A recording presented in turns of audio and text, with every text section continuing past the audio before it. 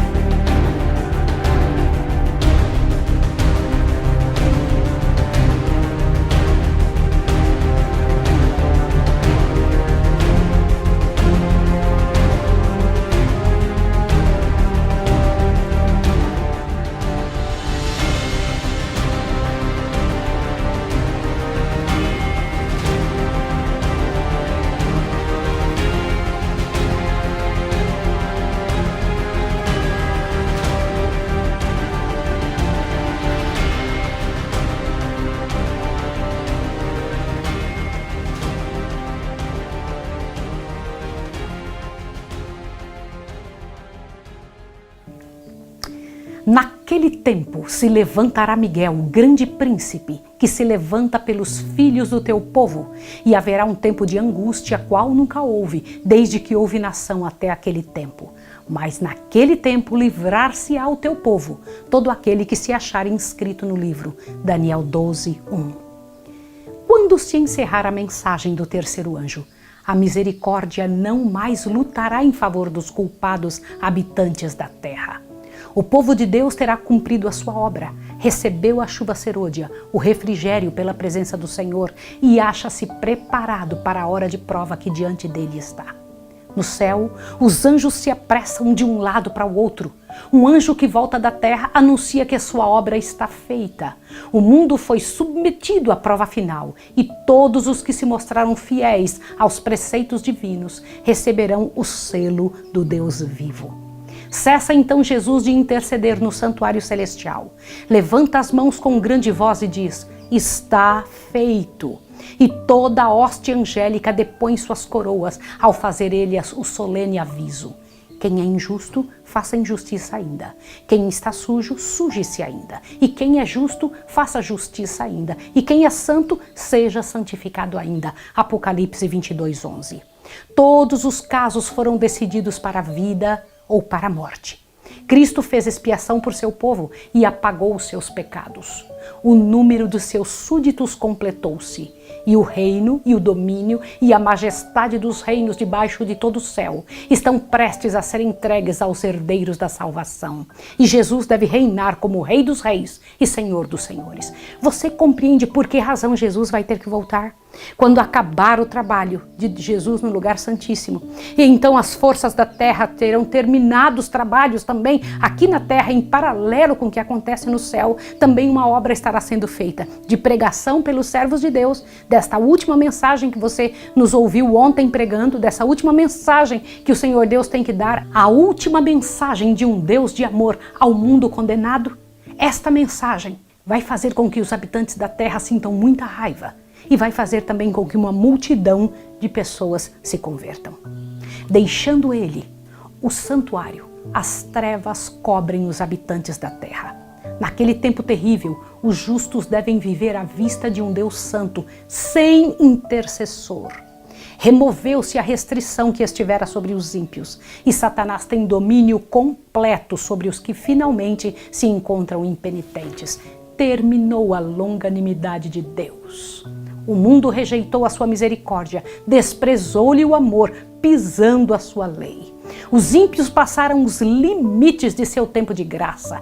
O Espírito de Deus, persistentemente resistido, foi por fim retirado.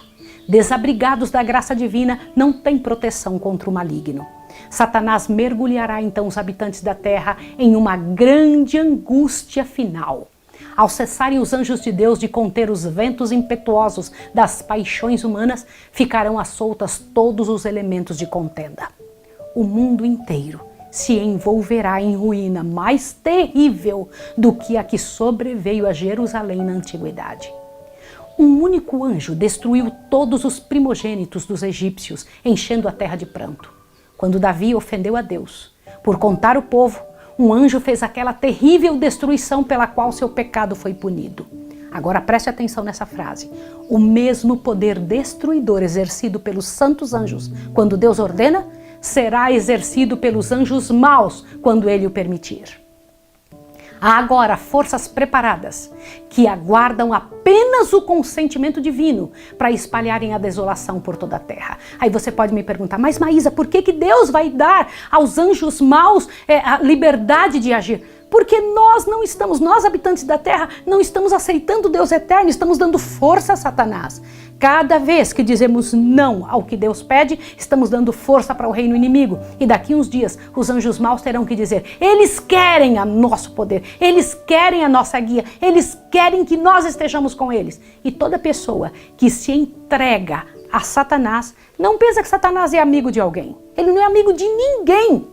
Toda pessoa que se rende a ele, seja em qualquer ponto, é para receber destruição. Do que eu estou falando? Abra seus ouvidos agora para você entender. Jesus é apresentado nas Escrituras da seguinte maneira: eu vim para que tenham vida e a tenham em abundância. Mas Satanás se apresenta como na Bíblia? Eu vim para matar, roubar e destruir. Satanás não vai chegar perto de quem quer que seja para trazer qualquer benefício. Quando as pessoas entregarem a ele o poder de sua vida, a liberdade de ação em sua vida, porque quando rejeitam as coisas de Deus, estão entregando a sua vida nas mãos do inimigo. Quando fizerem isso, Satanás destruirá os habitantes da terra. O que ele quer é destruir as pessoas. Ele não consegue fazer outra coisa. Isso é muito sério. Eu vou ler para você o que o livro Grande Conflito fala exatamente desse momento. Observe aqui agora. Olhe só. Os que honram a lei de Deus têm sido acusados de acarretar juízo sobre o mundo e serão considerados como a causa das terríveis convulsões da natureza, da contenda e da carnificina entre os homens, coisa que estão enchendo a terra de pavor. Lembra que eu comentei com você e nós lemos há 2 estudos passados que Satanás tem poder sobre a natureza? Sobre os elementos da natureza, sobre furacões, etc. Na hora que isso estiver acontecendo, porque quanto mais poder dermos a Satanás, mais capacidade ele tem para agir. Ele liberdade tem para agir. Aí você pode estar dizendo, como assim, Maísa, eu dou liberdade? Irmãos, que poder Satanás tem no céu? Você vai falar, nenhum, claro, ele não tem poder lá. Ele não tem. Ele não consegue lá trazer nenhum mal. Lá não tem mal porque ele não está lá. Mas e por que ele não está lá? Porque lá ele não foi aceito. Dentro da nossa casa, Satanás é aceito ou não? Através do quê? Você não precisa nem dizer, Satanás, eu te aceito. É só aceitar o que ele quer. É por isso que ele engana. Aceitando as coisas que são dele, você está dando poder a Satanás para entrar e fazer o quê no seu lar? Quando aceitamos que seja trazido para dentro do nosso casamento, alguma coisa que é de Satanás, ele não vem para trazer uma bênção, ele vem para destruir aquele casamento. Ele só entra para destruir, é por isso, ele só consegue fazer isso. Você conseguiu entender? Nesta hora de grande sofrimento, os servos do Senhor, as pessoas que quiserem servir a Deus, serão acusados de estarem trazendo sobre o mundo aquilo que o próprio Satanás vai estar trazendo. As convulsões da natureza, as misérias ao redor, os problemas todos que vão estar acontecendo. Deixa eu continuar lendo para você. O poder que acompanha a última advertência enraiveceu os ímpios. Sua cólera acende-se contra todos os que receberam a mensagem. E Satanás incitará a maior intensidade ainda o espírito de ódio e perseguição. Quando a presença de Deus se retirou por fim da nação judaica, sacerdotes e povo nem sabiam. Mesmo estando sob o domínio de Satanás e governados pelas paixões mais horríveis e perniciosas, consideravam-se ainda como os escolhidos de Deus.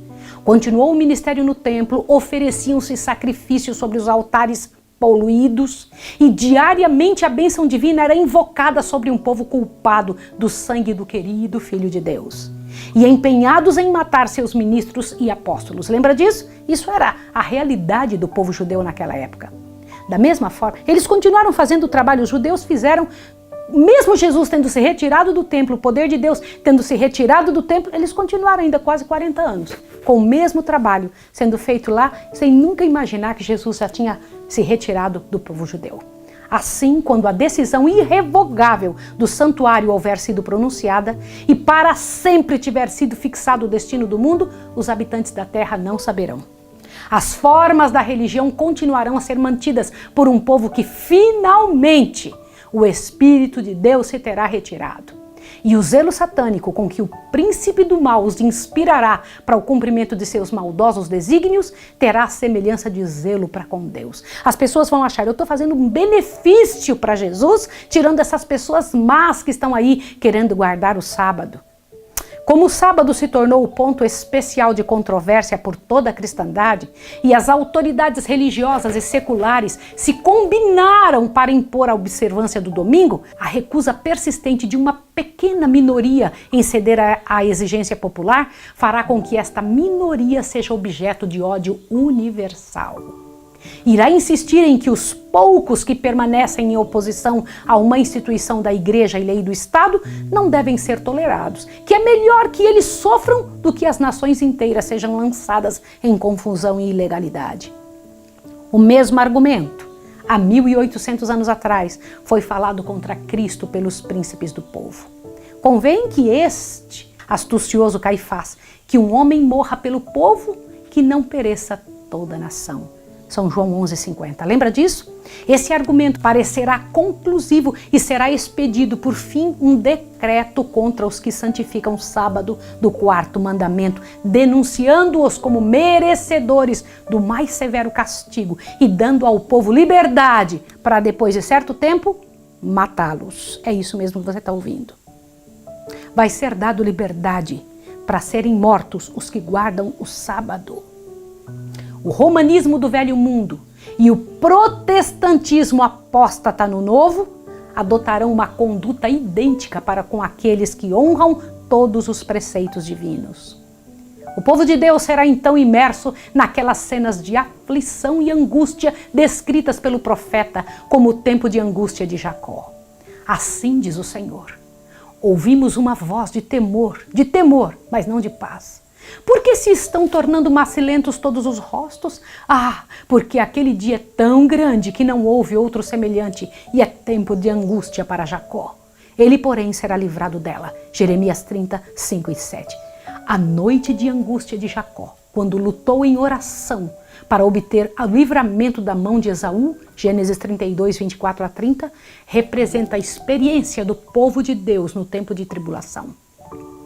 Por causa do engano praticado a fim de conseguir a bênção de seu pai, destinada a Esaú, havia Jacó fugido para salvar a vida, alarmado pelas ameaças de morte feitas pelo seu irmão. Depois de ficar muitos anos como exilado, pôs-se a caminho, por ordem de Deus, para voltar com suas mulheres e filhos, rebanhos e gado ao seu país natal. Chegando às fronteiras da terra, encheu-se de terror com as notícias da aproximação de Esaú à frente de um bando de guerreiros indubitavelmente determinados à vingança. A multidão de Jacó, desarmada e indefesa, parecia prestes a cair desamparadamente como vítima da violência e morticínio. E ao fardo de ansiedade e temor, acrescentou-se o peso esmagador da reprovação de si próprio, pois que era o seu pecado que acarretara este perigo. Sua única esperança estava na misericórdia de Deus. Sua defesa única deveria ser a oração. Todavia, nada deixa de sua parte por fazer a fim de expiar a falta para com seu irmão e desviar o perigo que o ameaçava. Assim, ao aproximarem-se do tempo de angústia, Devem os seguidores de Cristo esforçar-se por se colocar em uma luz conveniente perante o povo, a fim de desarmar o preconceito e remover o perigo que ameaça a liberdade de consciência. Tendo feito afastar a sua família, para que não lhe testemunhasse a angústia, Jacó ficou só para interceder junto a Deus. Confessa o seu pecado e com gratidão reconhece a misericórdia de Deus para com ele, ao mesmo tempo em que com profunda humilhação pleiteia o concerto estabelecido com seus pais e as promessas a ele mesmo feitas na visão noturnas de Betel, na terra de seu exílio. Chegara o momento crítico de sua vida. Tudo está em jogo. Nas trevas e solidão continua ele a orar e a humilhar-se perante Deus. Subitamente percebe uma mão sobre o seu ombro. Julga ser um inimigo que lhe procura tirar a vida e com toda a energia do desespero luta com seu assaltante. Quando começa a raiar o dia, o estranho emprega a sua força sobrenatural e ao seu toque o vigoroso homem parece atacado de paralisia e, desajudado, cai a chorar, suplicante, sobre o pescoço de seu misterioso antagonista. Jacó sabe agora que era o anjo do concerto com quem estivera a lutar. Posto que extenuado e sofrendo a mais aguda dor, não abandona o seu propósito. Havia muito tempo que ele suportava a perplexidade, o remorso, a angústia pelo seu pecado. Agora deveria ter a segurança de que fora perdoado. O visitante divino parece a ponto de partir. Jacó, porém, apega-se a ele, rogando uma bênção. O anjo insiste: deixa-me ir, porque já a alva subiu. Mas o patriarca exclama: não te deixarei ir, se não me abençoares. Que confiança, que firmeza e perseverança são aqui reveladas. Fosse isso uma exigência jactanciosa, presumida, e Jacó teria sido destruído instantaneamente. Mas dele era a segurança de que quem confessa a sua fraqueza e a sua indignidade, e não obstante confia na misericórdia de um Deus que guarda o seu conserto. Foi dito a seu respeito: lutou com o anjo e prevaleceu. Oséias 12:4. Pela humilhação, arrependimento e submissão, aquele mortal pecador falível prevaleceu sobre a majestade do céu. Firmar as mãos trementes nas promessas de Deus e o coração do amor infinito não poderia afastar a defesa do pecador. Como prova de seu triunfo e animação a outros para lhe imitarem o exemplo, seu nome foi mudado de um nome que lhe recordava o pecado para outro que comemorava a sua vitória. E o fato de haver Jacó prevalecido com Deus constituía uma segurança de que prevaleceria com os homens. Não mais teve receio de enfrentar a ira do irmão, pois o Senhor era a sua defesa. Aleluia, aleluia, aleluia. Bendito seja o nome do Senhor. Satanás tinha acusado Jacó perante os anjos de Deus, pretendendo o direito de destruí-lo por causa de seu pecado. Havia incitado Esaú para marchar contra ele, e durante a longa noite de luta do patriarca, Satanás esforçou-se por incutir nele uma intuição de culpa, a fim de o desanimar e romper sua ligação com Deus. Jacó foi quase arrastado ao desespero, mas sabia que sem o auxílio do céu teria que perecer.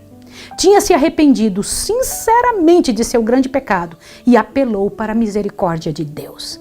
Não se demoveria de seu propósito, antes segurou firme o anjo, insistindo em seu pedido com ardentes e angustiosos brados, até prevalecer. Assim como Satanás influenciou Esaú a marchar contra Jacó, instigará os ímpios a destruírem o povo de Deus no tempo de angústia. E assim como acusou a Jacó, acusará o povo de Deus. Conta com as multidões do mundo como seus súditos. Mas o pequeno grupo que guarda os mandamentos de Deus está resistindo sua supremacia. Se ele os pudesse eliminar da terra, seu triunfo seria completo. Ele vê que santos anjos os estão guardando e deduz que seus pecados foram perdoados, mas não sabe que seus casos foram decididos no santuário celestial. Tem um conhecimento preciso dos pecados que os tentou cometer e apresenta esses pecados diante de Deus sob a mais exagerada luz, representando a este povo como sendo precisamente tão merecedor como ele mesmo da exclusão do favor de Deus. Declara que com justiça o Senhor não pode perdoar-lhes os pecados e, no entanto, destruirá ele e aos seus anjos. Reclama-os como sua presa e pede que sejam entregues em suas mãos para os destruir. Pode imaginar isso? Acusando Satanás, o povo de Deus, por causa de seus pecados. O Senhor lhe permite que os prove até o último ponto. Sua confiança em Deus, sua fé e firmeza serão severamente postas à prova. Ao reverem o passado, suas esperanças desfalecem, pois que em sua vida inteira pouco bem podem ver. Estão perfeitamente cônscios de sua fraqueza e indignidade. Satanás se esforça por aterrorizá-los com o pensamento de que seus casos não dão margem à esperança, que a mancha de seu aviltamento jamais será lavada. Espera destruir-lhes a fé de tal maneira que cedam às suas tentações, desviando-se de sua fidelidade para com Deus. Embora o povo de Deus esteja rodeado de inimigos que se esforçam por destruí-lo, a angústia que sofrem não é, todavia, o medo da perseguição por causa da verdade. Receiam não se terem arrependido de todo o pecado e que, devido a alguma falta, não se cumpra a promessa do Salvador. Qual foi a promessa? Eu te guardarei na hora de tentação que há de vir sobre todo mundo. Apocalipse 3:10.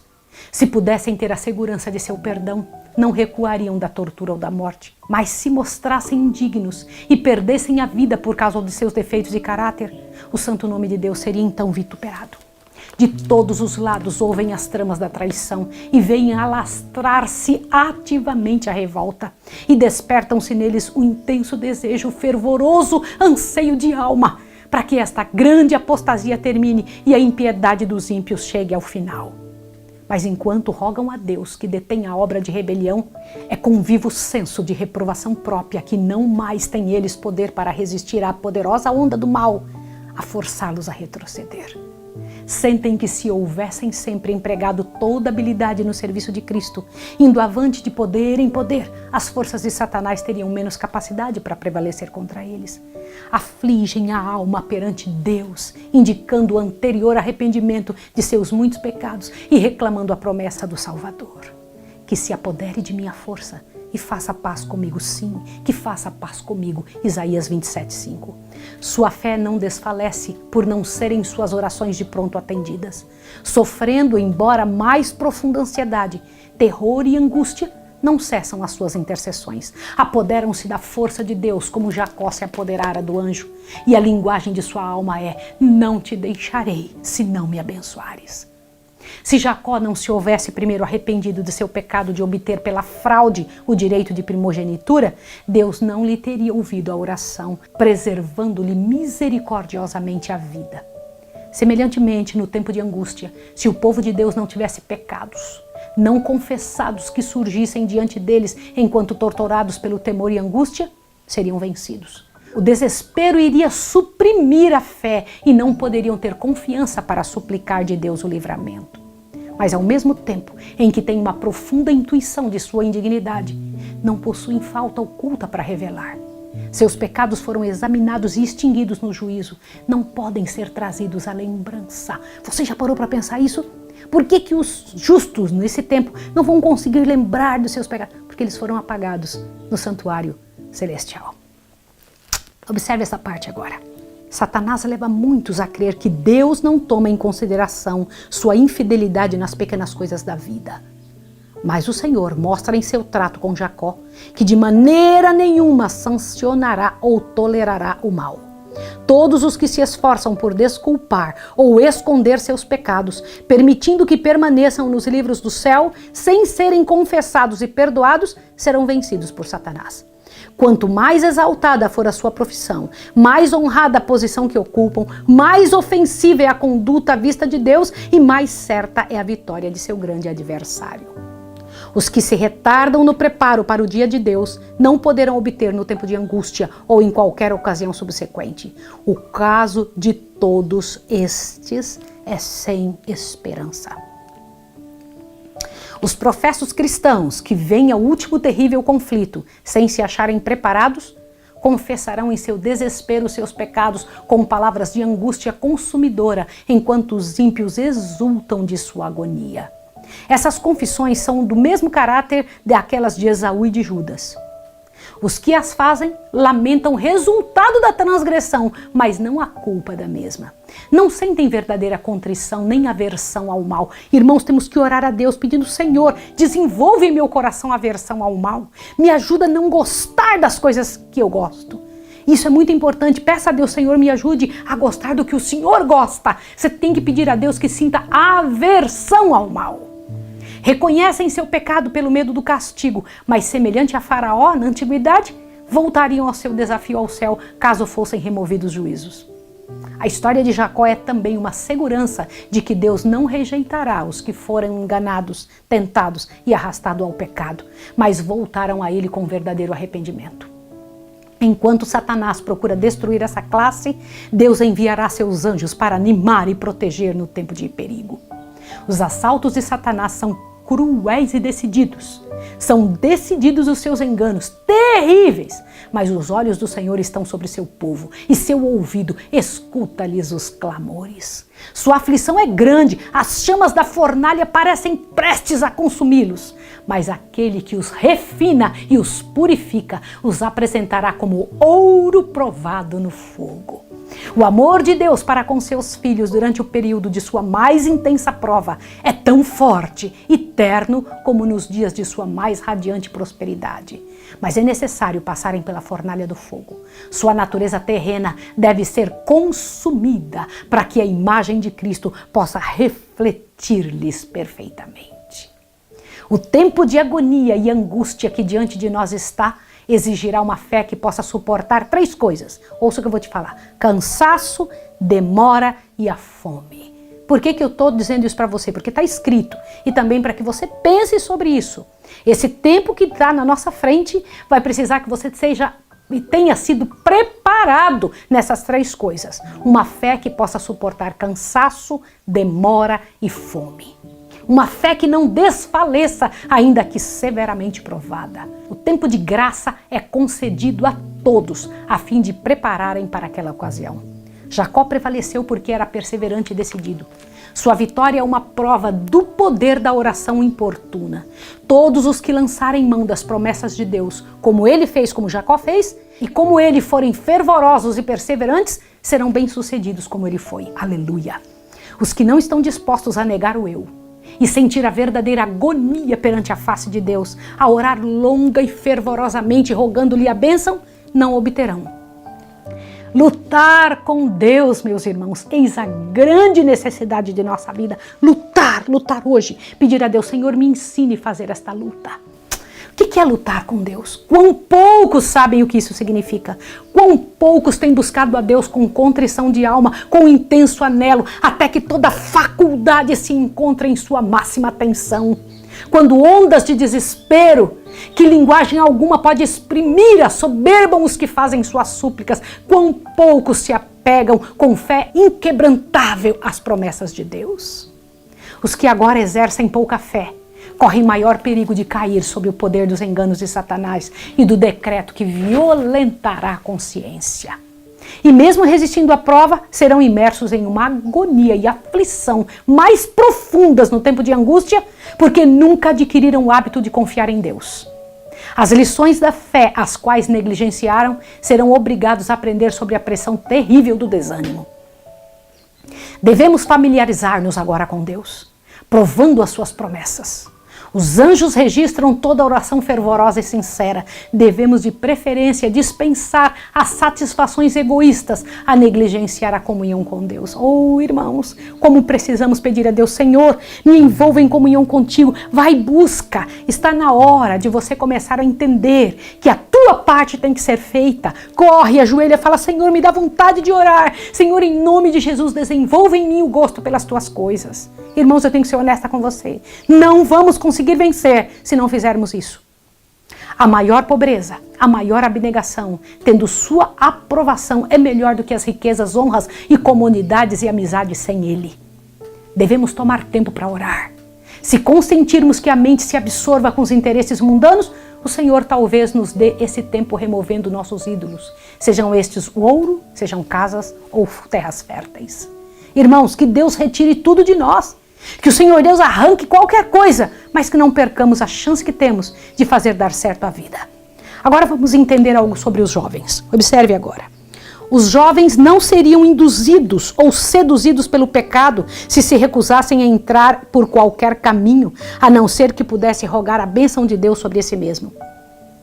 Se os mensageiros que levam a última e solene advertência ao mundo orassem rogando a bênção de Deus, não de maneira fria, descuidada e ociosa, mas fervorosamente e com fé, como fez Jacó, encontrariam muitos lugares onde poderiam dizer: tenho visto a Deus face a face e minha alma foi salva. Gênesis 32:30.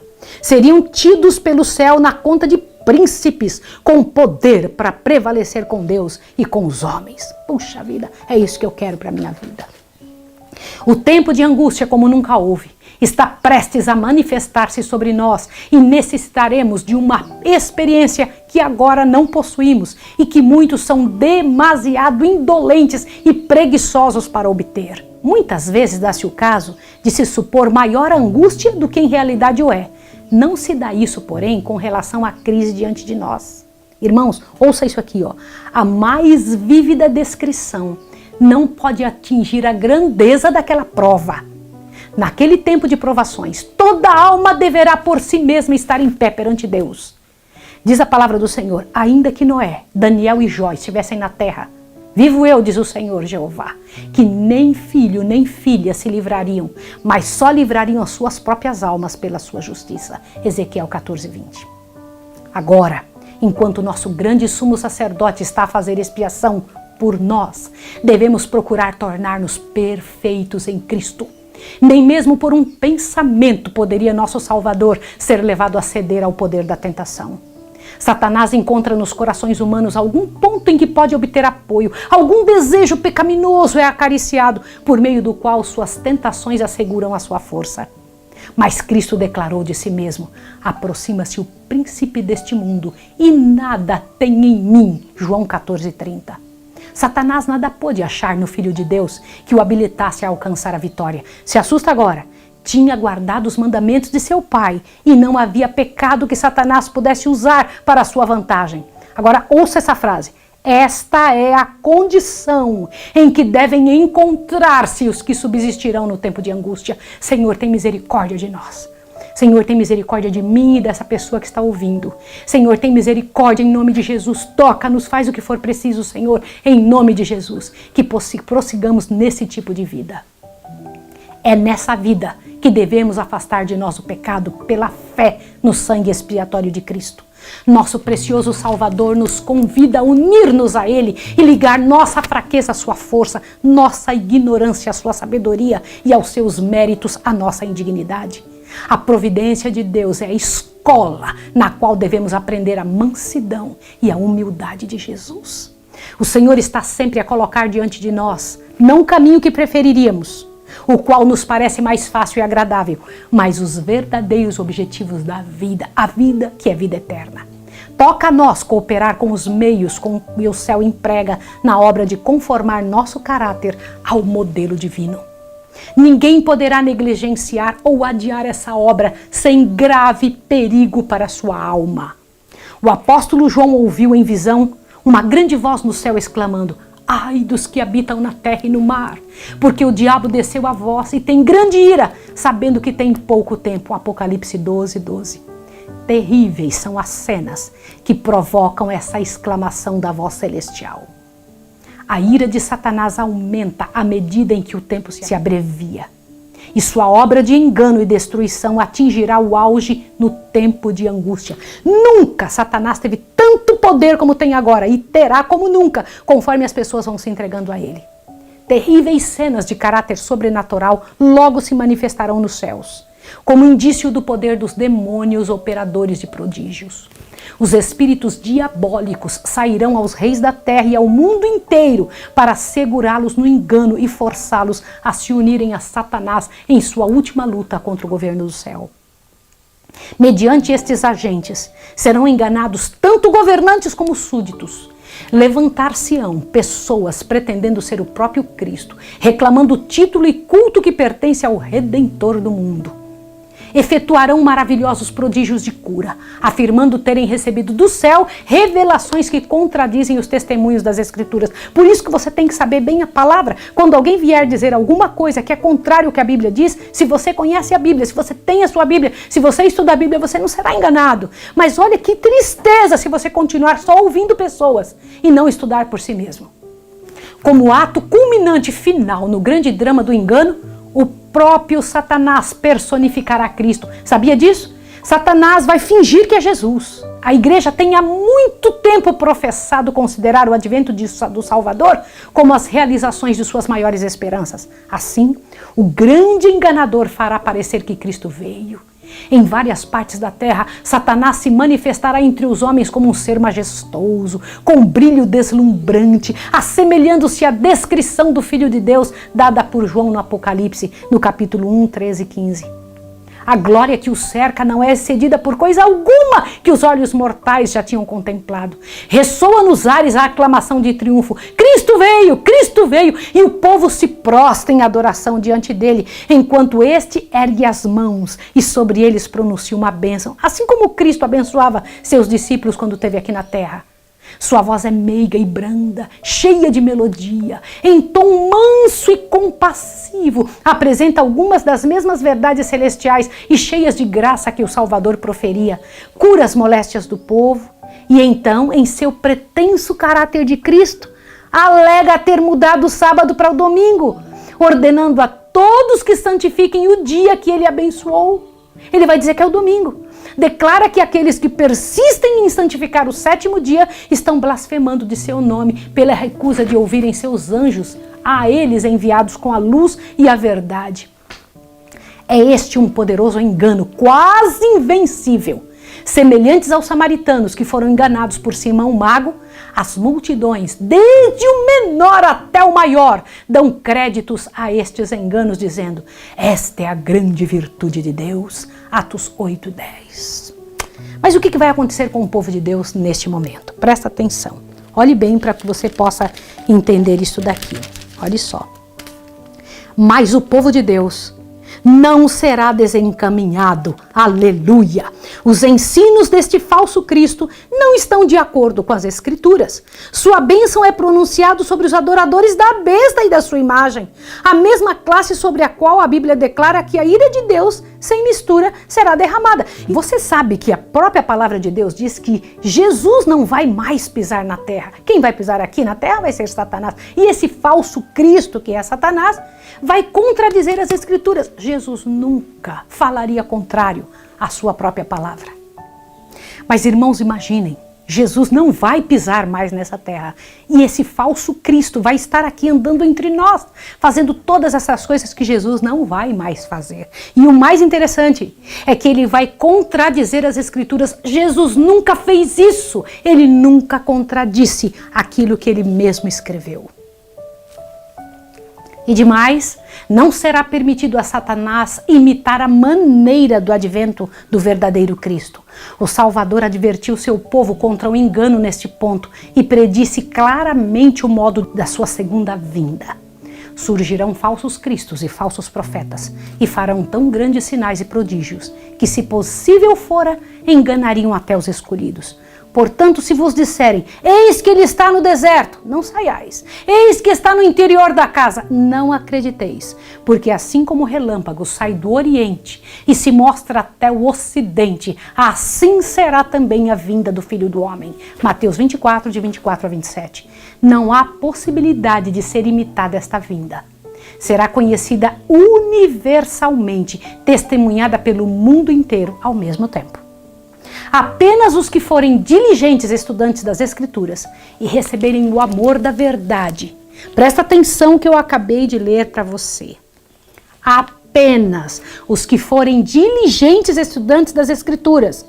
E que mais? E receberem o amor da verdade, estarão ao abrigo dos poderes enganadores que dominam o mundo. Do que eu estou falando? Não adianta só ler a Bíblia. Satanás lê muito a Bíblia.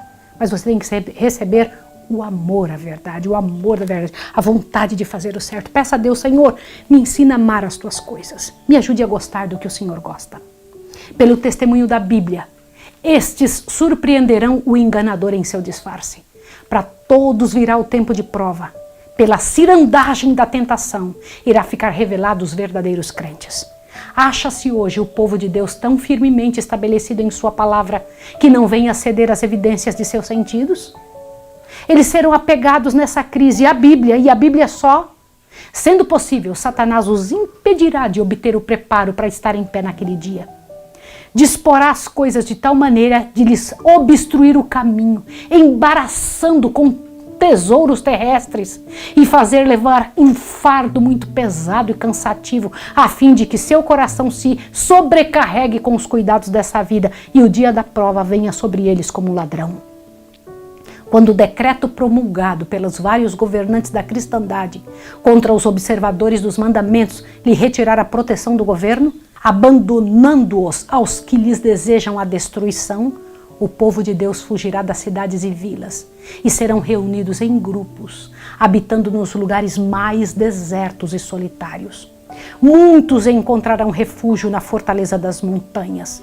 Semelhantes aos cristãos dos vales do Piemonte, dos lugares altos da terra, farão santuários ali, agradecendo a Deus pelas fortalezas das rochas. Isaías 33:16.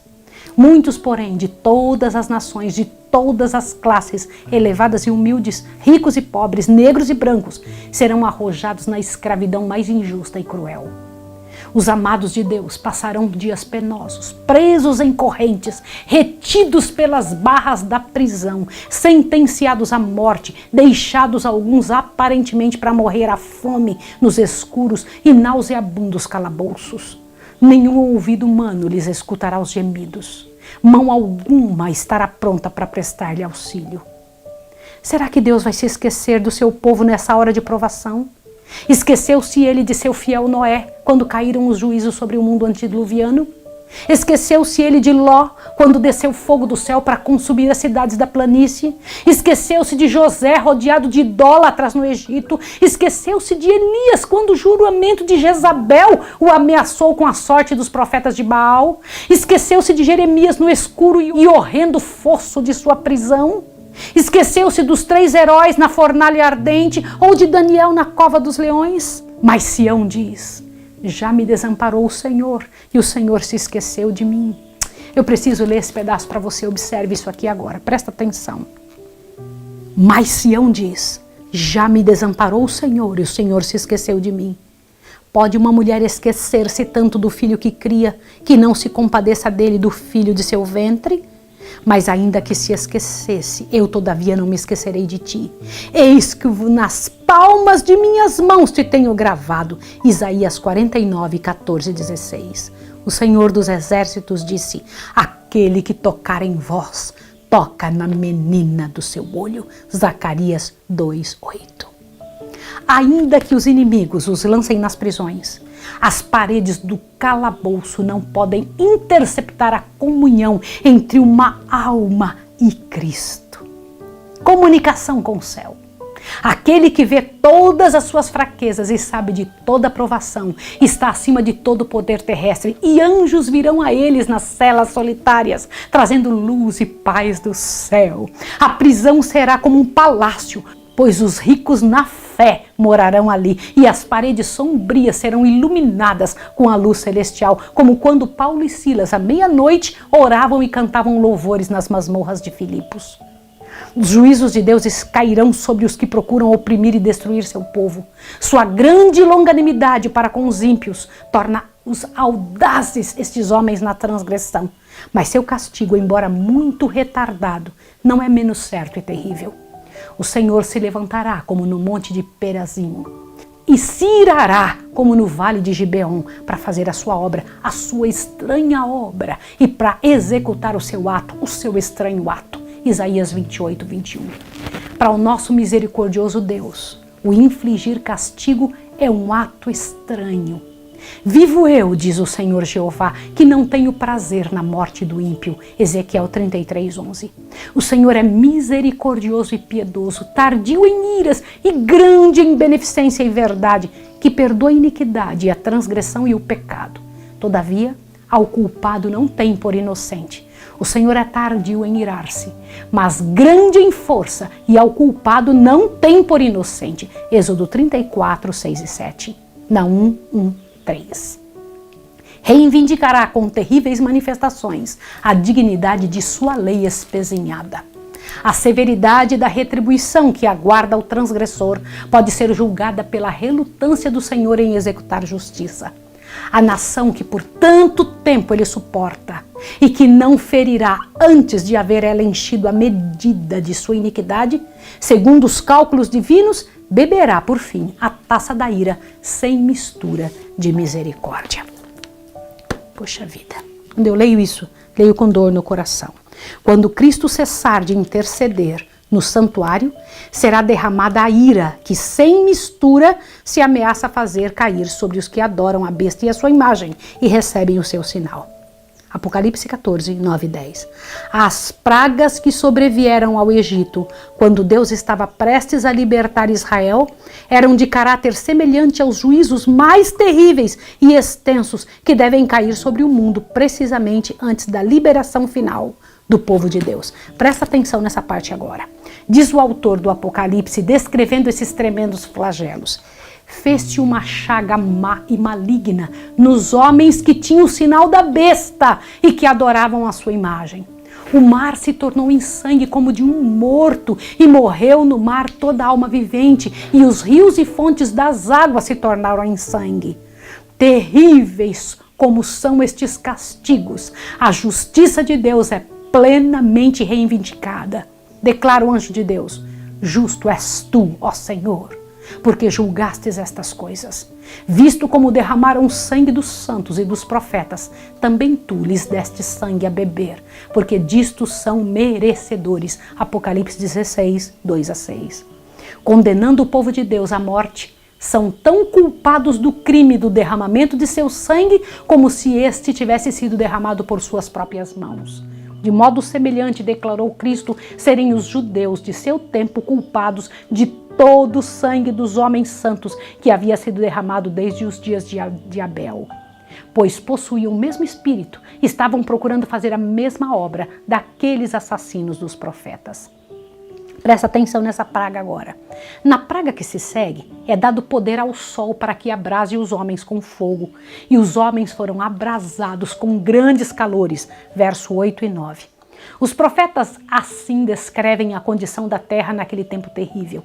E a terra está triste, porque a colheita do campo pereceu. Todas as árvores do campo se secaram, e a alegria se secou entre os filhos dos homens. A semente apodreceu debaixo dos seus torrões, os celeiros foram assolados. Como geme o gado, as manadas de vacas estão confusas, porque não tem pasto, e os rios se secaram, e o fogo consumiu os pastos do deserto. Os cânticos do templo serão gritos de dor naquele dia, diz o Senhor Jeová. Muitos serão os cadáveres, em todos os lugares serão lançados fora em silêncio. Joel 1, 10 a 12, 17, 20 e Amós 8, 3. Irmãos, presta atenção aqui, estas pragas não são universais. Ao contrário, os habitantes da terra seriam inteiramente exterminados. Contudo, serão os mais terríveis flagelos que já foram conhecidos por mortais. Todos os juízos sobre os homens antes do fim do tempo de graça foram misturados com misericórdia. O sangue propiciatório de Cristo tem livrado o pecador de os receber na medida completa de sua culpa, mas no final, a ira é derramada sem mistura de misericórdia. Naquele dia, multidões desejarão o abrigo da misericórdia de Deus, abrigo que durante tanto tempo desprezaram.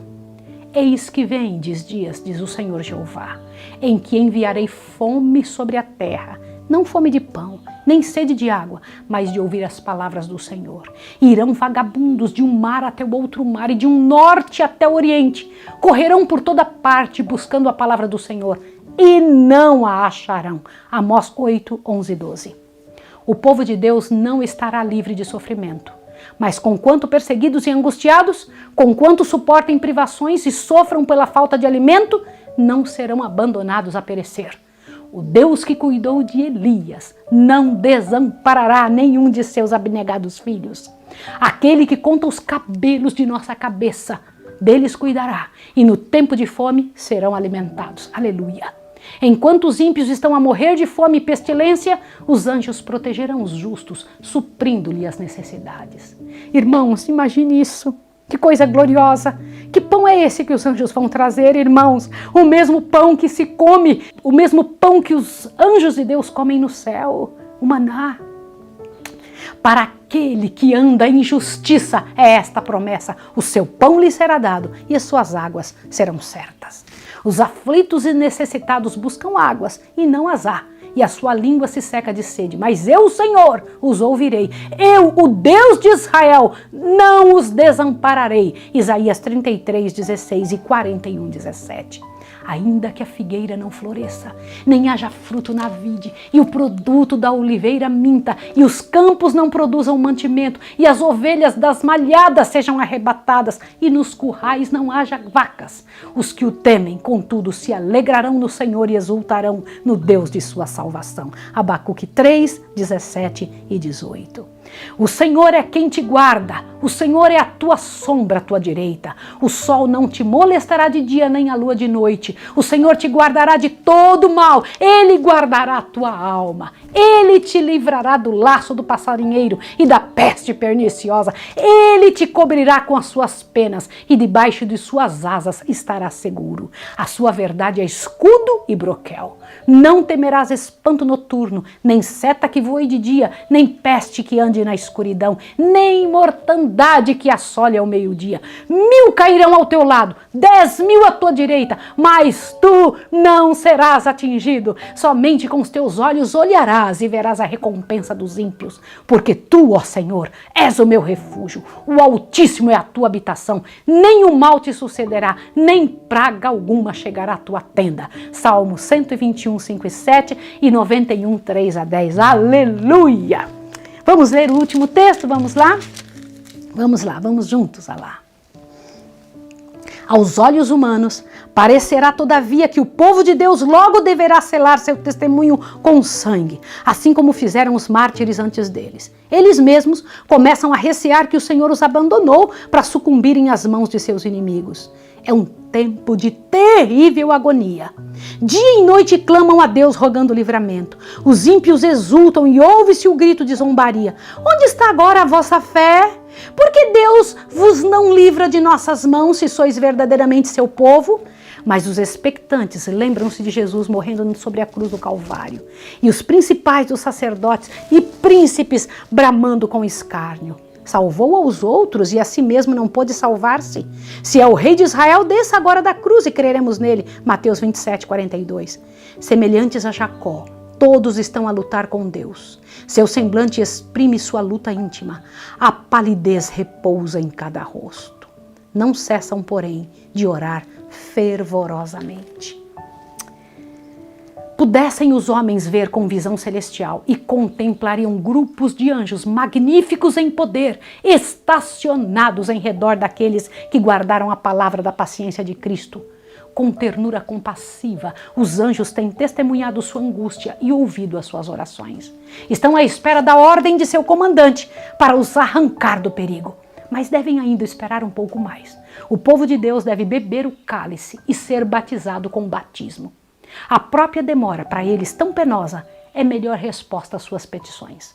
Esforçando-se por esperar confiantemente que o Senhor opere, são levados a exercitar a fé, esperança e paciência que muito pouco foram exercitadas durante sua experiência religiosa. Contudo, pelo amor dos escolhidos, o tempo de angústia será abreviado. E Deus não fará justiça a seus escolhidos, que clamam a Ele dia e noite? Digo-vos que depressa lhes fará justiça. Lucas 18, 7 e 8. O fim virá mais rapidamente do que os homens esperam. O trigo será recolhido e atado em molhos para o celeiro de Deus. O joio será atado em feixes para os fogos da destruição. As sentinelas celestiais, fiéis ao seu encargo, continuam com sua vigilância. Posto que um decreto geral haja fixado um tempo em que os observadores dos mandamentos poderão ser mortos, seus inimigos, em alguns casos, se antecipam ao decreto e, antes do tempo especificado, se esforçam por tirar-lhes a vida. Mas ninguém pode passar através dos poderosos guardas estacionados em redor de toda alma fiel. Alguns são assaltados ao fugirem das cidades e vilas, mas as espadas contra eles levantadas se quebram e caem tão impotentes como a palha. Outros são defendidos por anjos sob a forma de guerreiros. Em todos os tempos, Deus tem usado santos anjos para socorrer e livrar seu povo. Seres celestiais têm tomado parte ativa nos negócios humanos. Têm aparecido trajando vestes que resplandeciam como relâmpago. Têm vindo como homens no aspecto de viajantes. Anjos têm aparecido sobre a forma de homens de Deus. Têm repousado como se estivessem cansados sobre os carvalhais ao meio-dia. Têm aceitado a hospitalidade dos lares humanos. Agiram como guias aos viajantes surpreendidos pela noite. Acenderam com suas próprias mãos os fogos do altar. Abriram as portas dos cárceres, libertando os servos do Senhor. Revestidos da armadura do céu, vieram para remover a pedra do túmulo do Salvador. Sob a forma humana, muitas vezes se acham anjos nas assembleias dos justos e visitam as dos ímpios. Assim foram a Sodoma, a fim de fazer um relato de suas ações, para determinar se haviam passado os limites da longanimidade de Deus. O Senhor se deleita na misericórdia e, por amor dos poucos que realmente o servem, restringe as calamidades, prolongando a tranquilidade das multidões. Mal compreendem os que pecam contra Deus, que devem sua própria vida aos poucos fiéis a que se deleitam em ridicularizar e oprimir. Ainda que os governadores deste mundo não saibam, os anjos têm sido muitas vezes oradores em seus concílios. Olhos humanos os têm visto, humanos ouvidos escutaram-lhe os apelos, lábios humanos se opuseram às suas sugestões e ridicularizaram-lhe os conselhos. Humanas mãos os defrontaram com insultos e agressões. Nos recintos dos concílios, nas cortes de justiça, estes mensageiros celestiais têm revelado um conhecimento particularizado da história humana. Demonstraram-se ser mais capazes para defender a causa dos opressos do que os advogados mais hábeis e eloquentes. Frustraram propósitos, impediram males que teriam grandemente retardado a obra de Deus, ocasionando grande sofrimento a seu povo. Na hora de perigo e angústia, o anjo do Senhor acampa-se ao redor dos que o temem e os livra. Salmo 34:7. Com ardente anseio, o povo de Deus aguarda os sinais de seu rei vindouro. Ao serem consultadas as sentinelas, guarda, que hora da noite? É dada sem vacilação a resposta, vem amanhã e também à noite. Isaías 21:11-12. Brilha a luz nas nuvens, sobre o cume das montanhas. Revelar-se-á em breve a sua glória. O sol da justiça está prestes a raiar. A manhã e a noite estão ambas às portas. O iniciar de um dia intérmino para os justos e o baixar da eterna noite para os ímpios. Ao insistir o povo militante de Deus com suas súplicas perante o Senhor, o véu que os separa do invisível parece quase a retirar-se. Os céus incendem com o raiar de um dia eterno, e qual melodia de cânticos angelicais soam aos ouvidos as palavras: permanecei firmes em vossa fidelidade, o auxílio vem. Cristo, o Todo-Poderoso, vencedor, oferece aos seus soldados cansados inalterável coroa de glória, e vem a sua voz das portas entreabertas. Isso que você vai ouvir aqui vai ser Jesus que vai falar. Eis que estou convosco, não temais. Conheço todas as vossas angústias, suportei os vossos pesares. Não estais a lutar contra inimigos que ainda não foram provados. Pelejei o combate em vosso favor, e em meu nome sois mais do que vencedores. Aleluia! O precioso Salvador enviará auxílio exatamente quando dele necessitarmos. O caminho para o céu acha-se consagrado pelas suas pegadas. Cada espinho que fere nossos pés, feriu os seus. A cruz que somos chamados a carregar, ele levou antes de nós. O Senhor... Puxa vida, só mais um minutinho.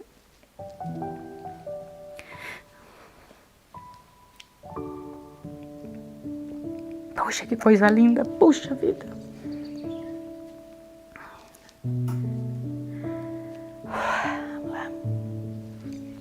O Senhor permite que venham os conflitos a fim de prepararem a alma para a paz. O tempo de angústia é uma prova terrível para o povo de Deus. É, porém, a ocasião de todo verdadeiro crente olhar para cima e, pela fé, verá o arco da promessa circundando-o.